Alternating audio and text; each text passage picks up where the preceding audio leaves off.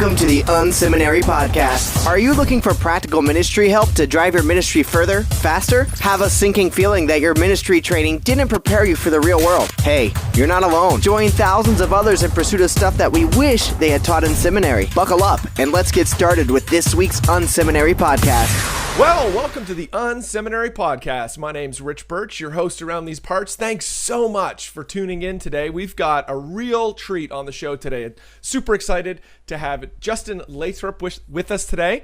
It's going to be such a great conversation. I'm really looking forward to. Been looking forward to this conversation for a while. Justin, welcome to the show. Hey, thanks so much, Rich. It's great to be on.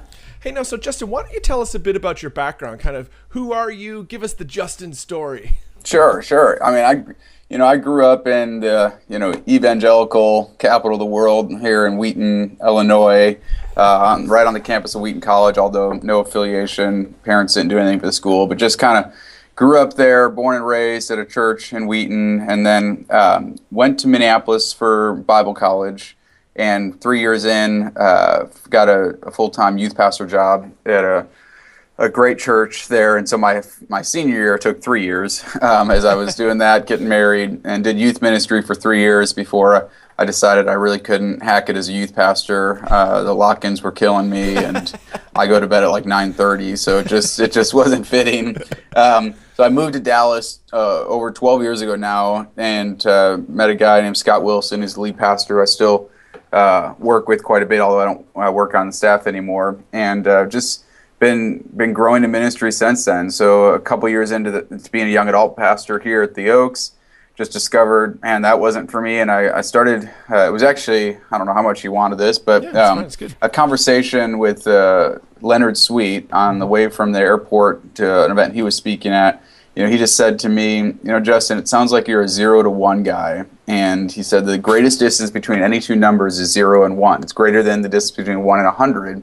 Is that getting something off the ground. And your challenge is going to be trying to find a role in life that you can constantly reset yourself and keep bringing things from 0 to 1. Otherwise, you're going to just want to move jobs every 3 years. And so that really opened my eyes. A couple weeks later, I met with my pastor, Scott, and told him that I just didn't think I could be a young adult pastor. So I gave him basically a letter of resignation. I gave him a job description of a job that didn't exist. I've never seen exist in a church.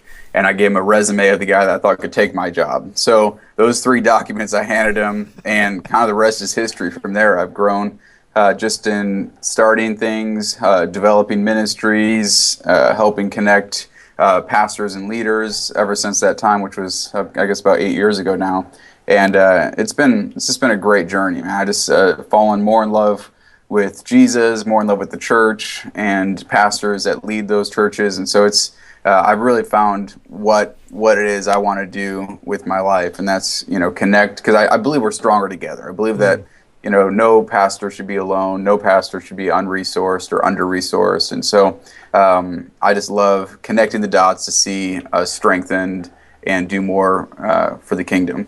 Nice. Very, very cool. Did I answer the question? I kind of got on a tangent there. No, that's fantastic. It's always fascinating to hear. Good. Classic Len Sweet has super insightful. Oh, yeah. You're like, gosh, why didn't I think of that? Yes, 140 characters or less, Exactly. Yes. Exactly. There's a lot of people have that kind of story with Len, so that's, that's fantastic. Yep. All right, so one of the things I appreciate about you, I follow you on social media, your blog, just everything. I think you do a great job online. Thank you. Obviously, and everyone who's listening in should really, we'll give some more detail at the end how people can get in touch with you. But, we're obviously fans of social media. We talk a lot about it at Unseminary. But, I think there's a flip side of that, right? There's probably some, things we should be concerned about, or just some things we should have our eyes fully open when we think about social media. And Justin, what would be your kind of counsel to pastors? What are some of those things you think we should be thinking about when we think about social media? There's a few things. I mean, I'm not a sociologist, and I feel like I've studied enough and been around. I think I've just been in the middle of social media enough and pastors enough to have some insights into this. But one of the things I've really just noticed is, especially as we're transitioning, so none of us have grown up in the social media culture. Right. It's just that new sense of voice and access to people we forget about how strong that is. And so I watch pastors at times and leaders at times seem to weigh in on subjects that they think they're just emotional about, So whether it's a political thing on Facebook and they want to give their 2 cents in a response to someone just because, man, they read it and it just makes them mad. I get mad too. I mean, but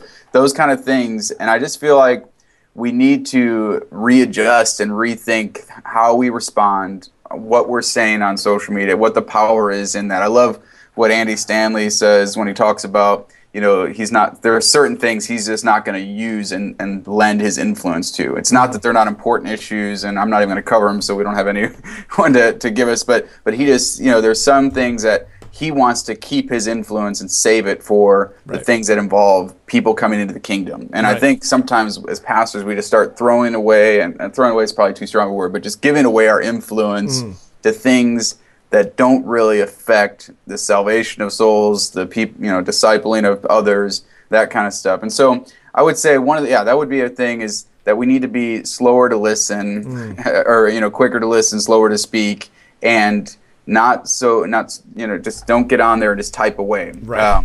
The other thing with it is just the amount of time it takes, and I think in the ministry, there's so much to do, and this is just kind of added on top. Nothing went away in the ministry to give us time for social media, and that's just how everything is. Just things keep getting added, and so I think it's easy to become this monitor of all social media, and there's tools and tricks to do that in more effective ways.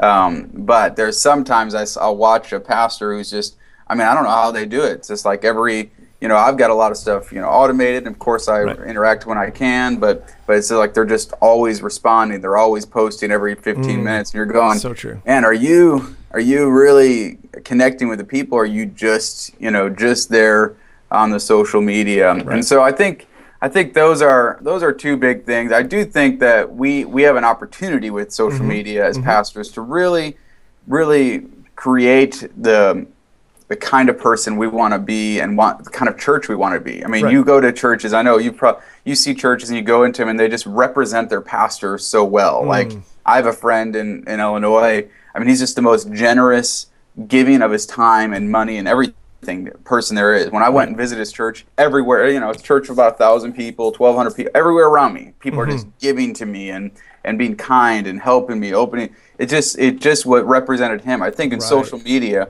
we have a chance to really say, these are the tenets of my life and who I want to be as a person. We know our tenets of faith, and I'm not, that's a whole, but our tenets of who we want to be. And I think it's important that we establish those, no matter who you are, platform, big or small, to establish who you want to be as a person, as a leader, and let those things shine through on social media. And those are important for us to know, so that way we can filter those things through so I know, and that I want to be a connector of others. So because of that, I don't take, and that's me. Some people might say, I want to be I want to hold ground on the right-wing agenda of the conservative church. Well, then maybe they are gonna.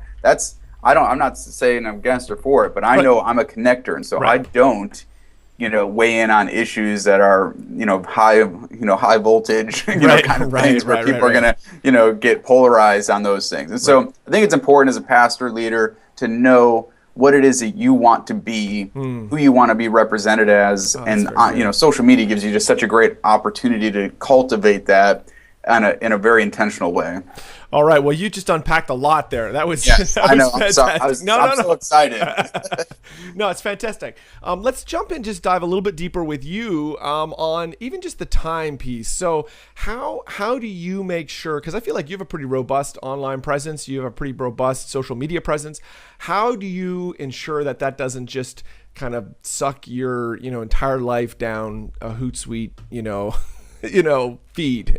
Man, it's really tough. Thank God for my children who are pretty good at reminding me that I need to get off the phone or that kind of stuff. And I live a little bit of a different life now, working from home and not at the church, and I guess it's summer, so I'm real just honed in on that right now as far as making sure I've got the phone away when I'm at home. But I do think it's wise to set schedules for that. The idea of just check anytime just really sucks you in. So you can have your phone out and, you know, check Facebook, and then you'll close the app, put the phone down, and I'll watch myself pick it up and push Facebook again. I mean, literally not even 10 seconds, 3 seconds later. True. It's so true.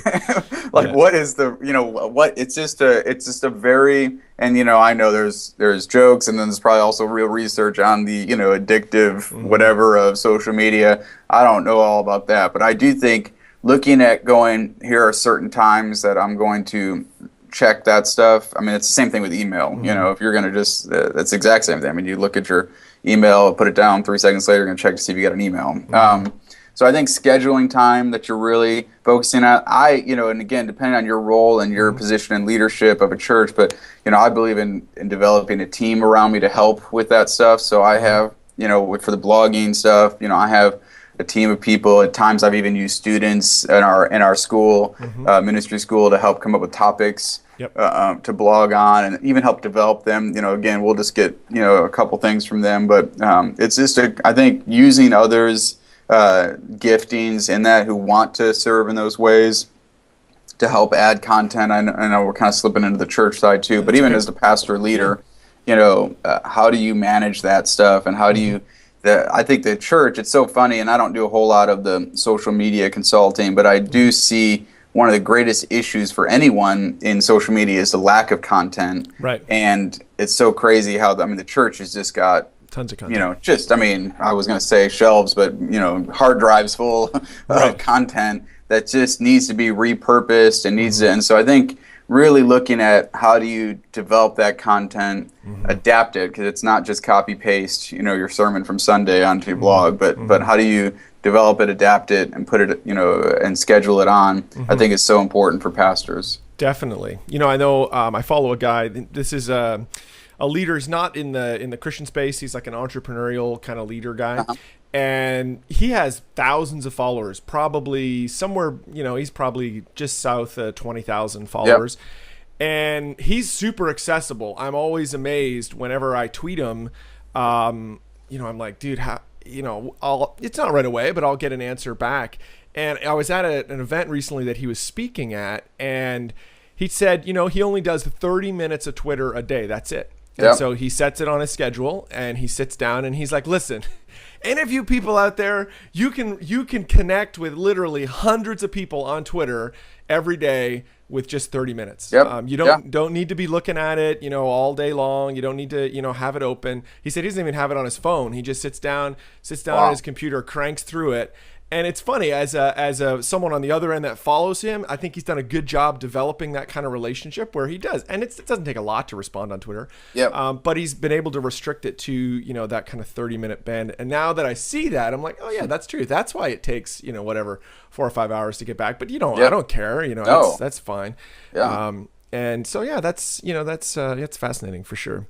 Now, how do you ensure, you know, as a church leader, I think there can be a time that we just want to kind of get out there and it almost feels like it's just noisy, the kind of stuff we're talking about. How do we ensure that as a church we put stuff out there that actually makes a difference, that isn't just more noise out into the ether? Yeah, I mean that's it's a $1 million question there. I mean, I think, you know, I think one of the things pastors struggle with, I think, and I'm not in the local single church anymore, but I see pastors struggle because they don't really know what their audience is. So every you know, most pastors, if they're building a platform, they're excited to connect with church leaders. Right. You know, if they're blogging, they could be blogging on, you know, growing your church or planting, but then, you know, a week later is going to be a blog about the church picnic that's coming up on Saturday, you know, and so make sure you get your kids there and that kind of stuff. And so I think really, and it's not even to say you couldn't do both, but I think people don't really know who they're talking to. Right. And so I think really figuring out, you know, and holding in that focus of who you're talking to. I think as a pastor, man, I mean, you should definitely be thinking through, any pastor that's just building a platform around other church leaders is totally missing it. I'm not saying they shouldn't be, but they're just missing it. I mean, their people are on Facebook, their people are on Twitter, their people are on Instagram. You know, using those channels to continue to grow a relationship with them, especially as your church grows larger and it's harder to connect. I mean, it's just amazing. I watch, my pastor, I feel like he does it so well, but it's just amazing. And we're close friends, but it's just amazing how much I miss of his life if I didn't have, I just know where he's at, what he's doing, and I feel connected to him. On Sunday when I see him, when I talk to him, I go, dude, that was awesome watching your son play that song. Right. Like we're talking about things of life immediately, not going, what have you been doing lately? And so I just think as a pastor, your people will want to know about your life and building the relationship with them, responding to them. But then, of course, there are pastors out there that are supposed to be resourcing church leaders and others. And so I do think they need to know what that is as well and how to share it. But it is, I don't get it. Like I still don't know, what makes people click on one post versus another. It's pretty much, if I think it's going to be a great thing I wrote, pretty much no one reads it. And then if it's something I think is going to be dumb, it's like, viral for me, so it's like, I don't get the equation of all that. I just know that content, good content on a consistent basis is going to help you and serve you as a pastor. And so I think, figuring out that what good means is a big part of that, but consistency in that and sharing is going to bring greater connection to your church and to the people that, care about what's going on in your life. Yeah, I think if you're looking for an example of, I think, a church and a church leader that does a good job dividing those two out. If you follow Perry Noble and NewSpring's blog, it's fascinating to see because really they use Perry Noble, or he uses Perry Noble for the most part to communicate to other church leaders, and then their main church blog is really targeted at their own people. He used to do these posts where it was a letter to New Spring Church, but really all that's moved over, or the majority of that still trickles in sometimes, but the majority of that has moved over, which I think is a smart way to do that. That's an interesting model. And I think, I haven't looked too much at the New Spring blog, but I think then when it does trickle over to his blog, it's something that's helpful to me as a church leader. I'm seeing how he communicates to his church. Absolutely. It's not about the picnic that they're having, or whatever. Exactly. It's something that will give me some lesson on how to communicate to the people of my church or that kind of thing. Absolutely. Yeah. All right. Anything else you'd love to share with our listeners? This has been super helpful. Just before we jump into the lightning round.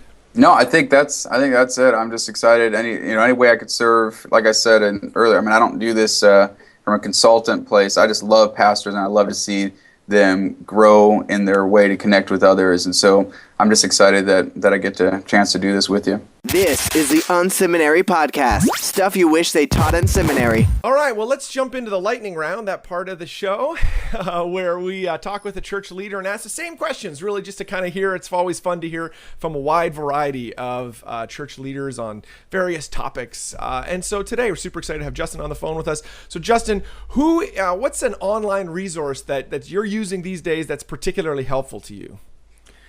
I think, especially since we're talking on the social media stuff, there's this Justin Wise, justinwise.net and Think Digital. I just don't. Des Moines, Iowa. Yeah, who knew? No, I tell you that the content, and I had a chance to teach his content, some of it when I was in India and doing a conference for young pastors over there, and it is the best I've seen for pastors to really start engaging their church and start developing some of this stuff. And it really is crazy how it, from the very beginning, but then intermediate and people that have been in it a while, there's a lot of stuff there. So I think Justin Wise, Think Digital, I think all pastors, this is, you talk about unseminary and the things that they're 20 years away from even thinking about teaching that in any kind of seminary situation. Yeah, absolutely. So I just think that's a huge deal, and I don't like sometimes that it gets niched into a social media pastor or a communications pastor. It's just so needed for all of our church leaders. So true. To understand both the benefits and the potential pitfalls, as we know, that can come from social media and how we communicate online. So that'd be the one I'd highlight. Yeah, Justin's a great guy. His Think Digital Academy is like a membership site, and it was voted, I think it was the top 10 places to learn social media by Forbes magazine. So Wow. He's done very well for that. Justin's a great guy. His podcast, the Think Digital podcast, is fantastic. It's in my must listen to list. He was on hiatus for a long time, has come back. So if you're ever interacting with him online, cheer him that he's back doing regular podcast episodes. Yep. That's fantastic. What's a book you've read in the last, 6 months to a year that's had an impact on you, that's kind of changing the way you think? Yeah, this is an easy one for me, man. There's a book that, that's really just changed. I mean, it's hard to say changed my life other than the Bible, but there's a book I've been reading in the last 3 months called Anonymous by lady Alicia Britt Chole, Alicia Chole, Chole. Mm-hmm. She wrote a book, this anonymous book is really about the hidden years of Jesus, and basically that the 30 years that we don't know but a few scriptures on of Jesus' life is what prepared him for the 3 years of ministry that we know. And it kind of goes through the temptations he went through and how those years that people don't know who we are preparing us for those years. And she says something that I love, that we so often look at the fullness of people's ministry, and she says fullness often distracts from foundation. And I just love the fact that and especially in the social media, we're looking at someone that's doing something and we just see it happen immediately. We just started following them on Twitter or whatever, but there's a fullness there that's distracting from the foundation of what they've been through that's made them the person they are today, the ministry they are. So this anonymous book has been such ministry to my heart, to go, man, there's a season for this, there's a reason for what's happening in my heart right now. And I think we have, no matter what point of fame you get to or notoriety, I think we all have anonymous seasons that we need to go through, that is just a time away for God to build something in your heart and prepare you for something that's next for you. And so highly recommend it. It's just in fact, at our next young pastors gathering in Dallas, I'm giving one away to I already bought it from the publisher, bought one for everyone, just because I just think so highly of it. Very cool. All right. Well, what's another ministry that you're looking to these days that's, kind of inspiring you? A ministry called One Hope. They're out of South Florida. Their ministry is God's Word Every Child. So they're scripture engagement for children. But so they're behind the YouVersion app for kids that just came out last year. I think it was maybe over Thanksgiving time. And they're just an unbelievable ministry that I get to partner with. But their president, Rob Hoskins, and robhoskins.com, he is the stuff he's writing on missions and missions engagement and what it means for the 21st century. He's a guy you would just love to do, so great to have on. But he helped our church maybe 5 years ago, and just helps lots of churches with what he calls mission design. So how do you match the DNA of your church with what you're doing in missions? It's really the only sector of the growing church that really goes a lot of times unevaluated, meaning they're just sending $150 a month to 50 missionaries. Then when we looked into it, we found out there were 5-10 of them that were retired. There were a couple that were dead. It's just because you're just kind of sending money, especially denominational. So helping us really think through what does it mean, who is your church represent, and what that does is just generates more money for missions, because the missions are resonating with the people of the church. So Rob Hoskins, that ministry has really just coming out of nowhere for my heart, my life, as far as been a resource to me, and I think would be a huge resource to others. Nice, very cool. All right, so if you could get 15 minutes with any leader that's alive today, who would you want to get that time with, and why? Man, the easy answer for me, and it's true, would be Billy Graham. I think, what I appreciate about him, and I know I haven't read all the biographies, there might have been some controversy but I just appreciate the longevity without this crazy amounts of just controversy around his life. And he just did what he did, and he kept doing it, and obviously with, great impact. But I just appreciate the humility that I see. And again, I grew up in Wheaton, where he went to, college. So the Billy Graham Museum, I would go. That was like my playground as a kid. Probably got kicked out of that, every other week, as far as, so I just have a real love for him, and what he's done. And I, know that, there's only a small window here of getting that time. So that would be who I would want, right now. Yeah. definitely. Obviously had huge impact and just a massive heart for sure. All right, so last question. So when you're just looking to kick back, just have some fun, get away from the ministry thing, what do you do just for fun? Just relax a bit. Man, we're tennis fanatics. So oh God, we're not now. Don't interpret that as we're good at tennis. My wife and I love to play. We both played just a little bit in high school, so enough to at least keep the ball going. But then my daughter just got she's 9 and she's into it. So now it's like, as a parent, this was the dream. When you had a kid that when they would get to an age at some point where you could do something that you both enjoy at the same time. That's it's not watching the Wiggles. It's not. It's like we're playing something and enjoying ourselves together. So tennis is definitely how we relax. Get some good energy out. And, nice. Yeah, we love it. That's fantastic. Well, Justin, I really appreciate you being on the show today. If people want to get in touch with you, how can they do that? How can they find you online? Sure, JustinLathrop.com. There's a contact form there. But yeah, I'm always excited to connect with church leaders and hear what they're doing, especially passionate about what you're doing and making sure that that church leaders have the tools they need. That's why I started Young Pastors. YoungPastors.com is another way to connect with me, just on how do we connect them. You have a conference coming up this fall for young pastors too, right? Yep. September 11th is our kind of one-day gathering. The 12th for lead pastors is just with Sam Chand, Dr. Sam Chand. I don't know if you're familiar with him, but amazing. 11th and 12th in Dallas. We're real excited. Leonard Sweet will be there, Sam Chand, Rob Hoskins, who I talked about. So really excited about that. It's a $49 day, but for any of your listeners, they can do a code YP2014 for a free registration to come to it. Wow. Love to have them. Great. Well, that's fantastic. Well, Justin, I really appreciate you being on the show today, and have a great weekend. Hopefully you get some tennis in. I will. Thank you so much. Thanks so much. All right. Thank you for tuning in to this week's Unseminary podcast. Don't be shy. We'd love to connect. Check out Unseminary Inbox. You can sign up at unseminary.com and we'll send you helpful training resources every week. Plus, you'll gain immediate access to our exclusive members area with tons of resources you can use. Connect with Rich on Twitter at Rich Birch or through email, rich@unseminary.com. Don't forget to check out the show notes for this episode at unseminary.com. It includes links to what we talked about today and more. Leave a comment. We'd love to hear from you. Did you enjoy today's episode? Drop by iTunes and leave a review. Thanks again for tuning in to this week's Unseminary podcast. Join us next week when we'll learn more stuff we wish they taught in seminary.